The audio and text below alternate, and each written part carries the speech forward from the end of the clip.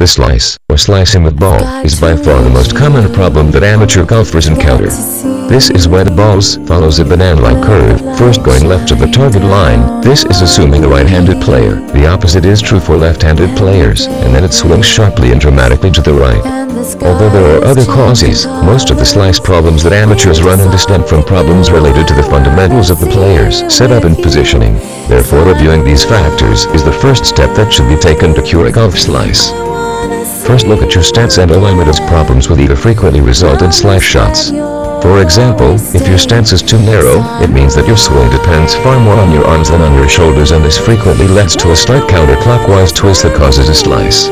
Similarly, if you are aiming too far to the left, it can result in the out-to-in swing path, which is virtually guaranteed to result in a slice every time you shoot. The second thing to look at is your position in relation to the ball. If the ball is too far forward, or you are standing too far behind it, the result is that you have to open your shoulders in order to hit the ball correctly.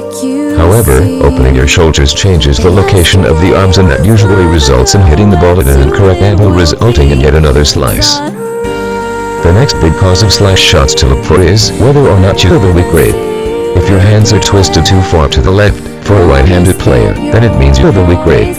With a weak grip, the club's face naturally opens, resulting in hitting the blade's angle being more than the optimal 90-degree angle, and this almost always results in a slice. Where the club face hits the ball is usually the most common cause of slicing.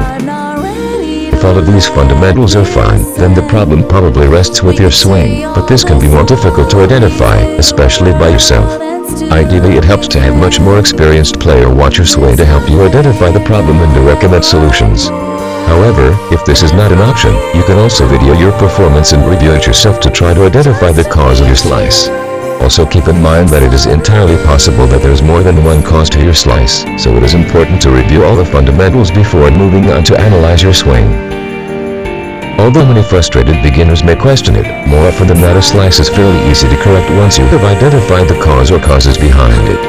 For this, you may require some assistance, but more often than not this is not too difficult to find. Further, once you identify the problem and develop a solution, do not expect everything to come together perfectly. Instead, by changing your technique, you are likely to throw something else off in your overall performance. Therefore, solutions tend to require some time and patience.